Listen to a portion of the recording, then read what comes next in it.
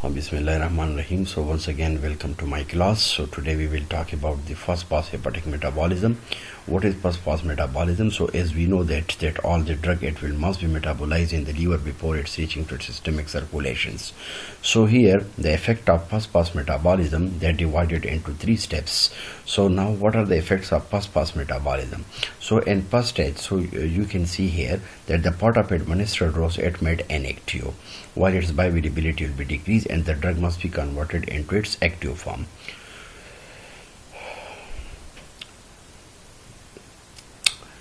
Nitroglycerin, this is another drugs. As we know that this is the drug which is used in the treatment of angina. Let's suppose a person's having a problem of angina, so this drug can be recommended.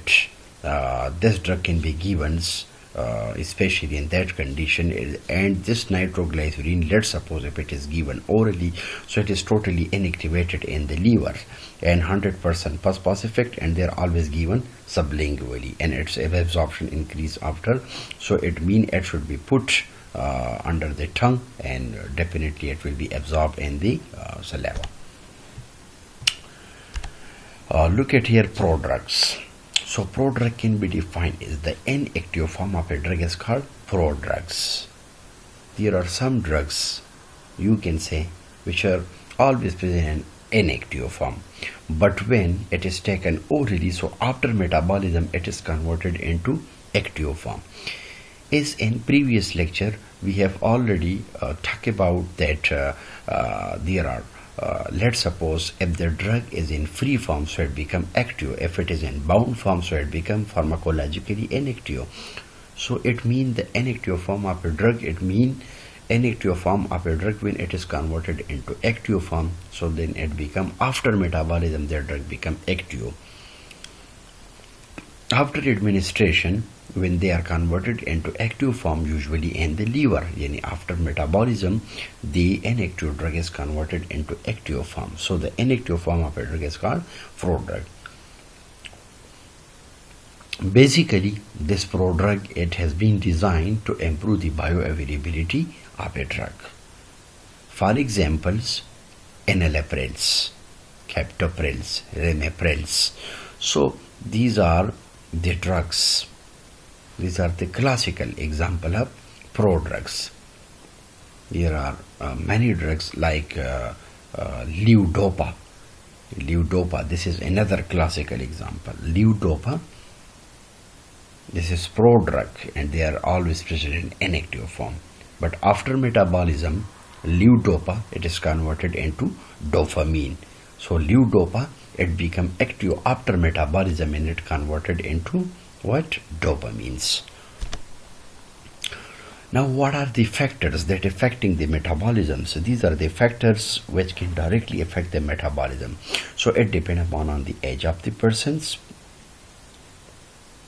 That let's suppose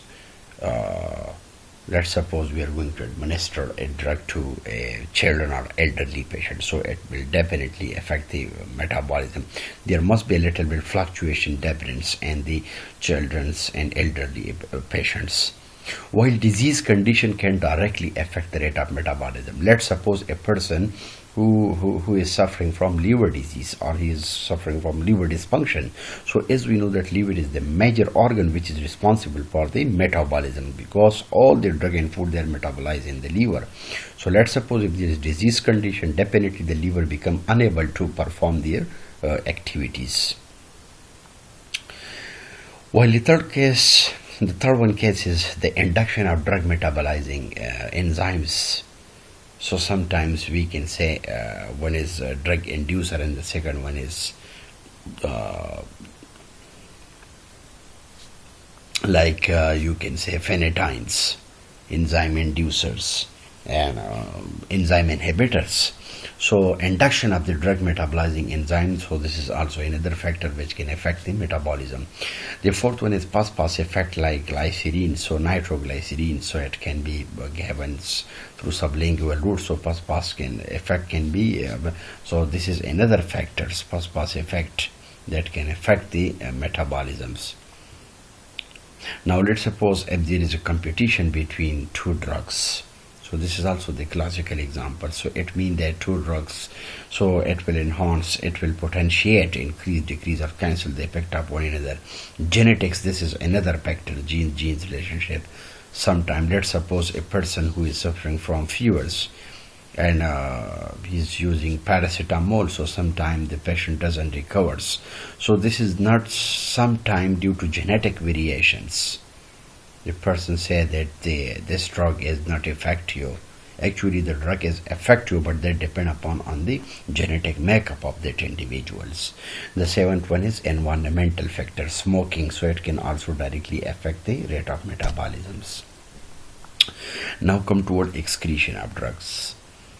Excretion of drug can be defined as drugs or its metabolites, so they are irreversibly eliminated from the body. The elimination of drugs may be in the form of whenever the drug is eliminated from the body, excreted from the body, so it becomes unchanged in foreign forms and their metabolites. Now, how this drug will be excreted? This drug will be excreted with the help of kidney in the form of urine, and this drug will be excreted, so you can say GIT, gastrointestinal tract. So the drug is evolved, and this drug, it will be excreted in the form of stools, while the drug can be excreted in the form of perspiration, which are the high energetic molecules, through skin, and the drugs can be excreted through tears, through eyes. So in tears, these drugs can be also secreted, and it may be in the form of urine and many more routes. So it means these are the routes through which the drug can be excreted or eliminated from the body. Now come toward pharmacodynamics. Pharmacodynamics can be defined as, it is the branch of pharmacy in which we study about that what the drug does to the body.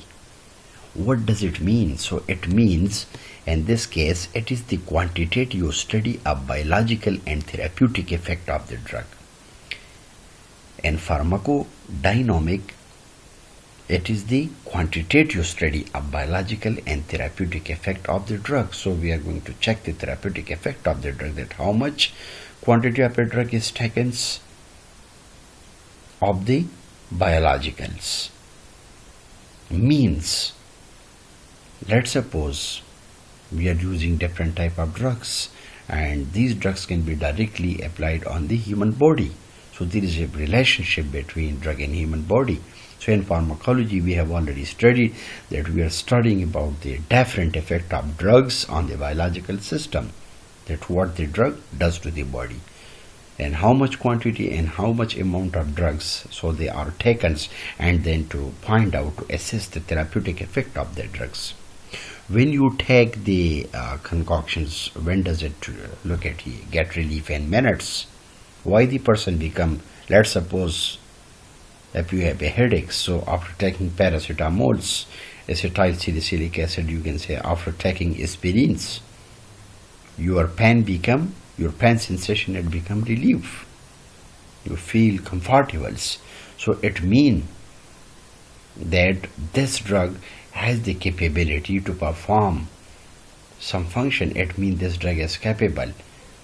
So how this drug can work, and this is the main mechanism. So in pharmacodynamic, our main target is that how these drugs can apply on the biological system, to check, to show the therapeutic effect of, to check the therapeutic effect of the drug, either the drug is working or not.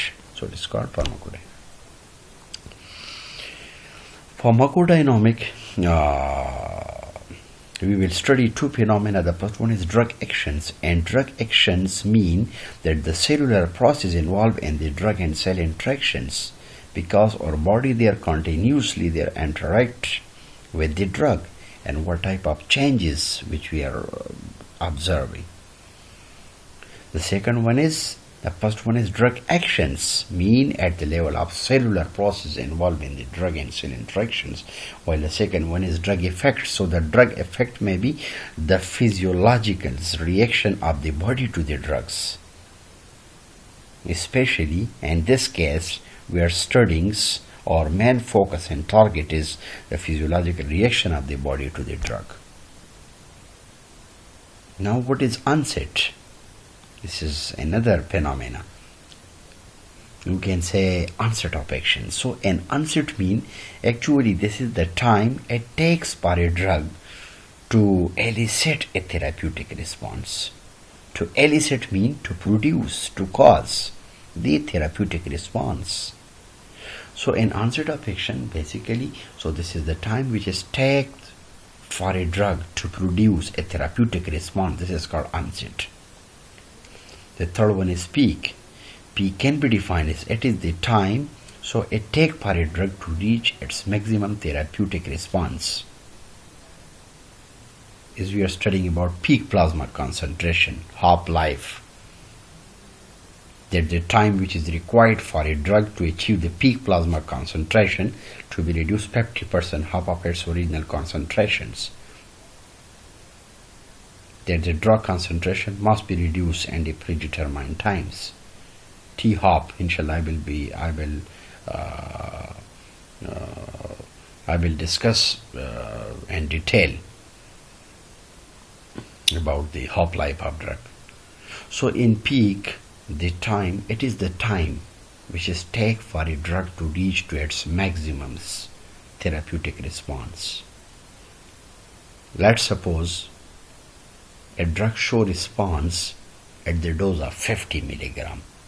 So 50 milligram, this is actually the peak of that drug.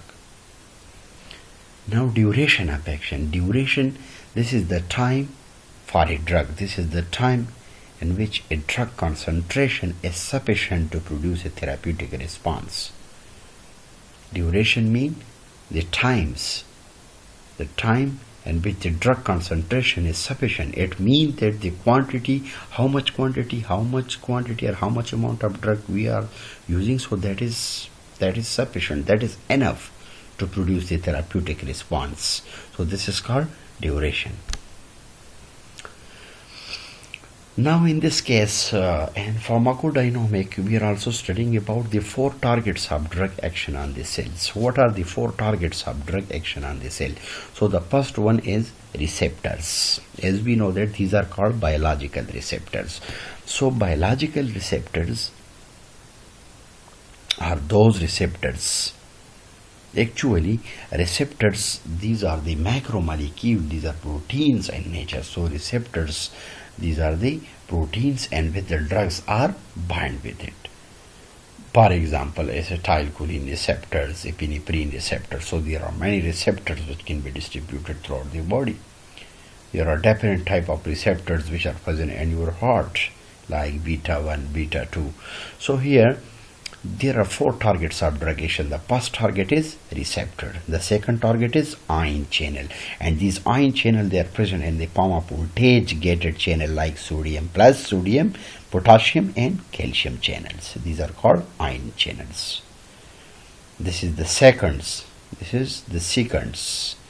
stage in which the drug can target the receptor or ion channels. It may be in the form of voltage gated channel like sodium, potassium and calcium. While the third target is enzymes. The drug may directly target the enzyme, for example cyclooxygenase or acetylcholine esterase. For example, we are using different type of NSAID non-steroidal anti-inflammatory drugs. So how these drugs connect through enzymes? It means that these drugs, let's suppose you can take the example of paracetamol, diclofenac sodium. So these drugs can directly inhibit the prostaglandin synthesis by inhibit the activity of cyclooxygenase enzyme, in that case acetylcholine esterase. While the fourth one is carriers. Carriers mean to carry something. The fourth one target is carrier. For example, sodium, potassium pump, proton pump. These come under the category of carrier.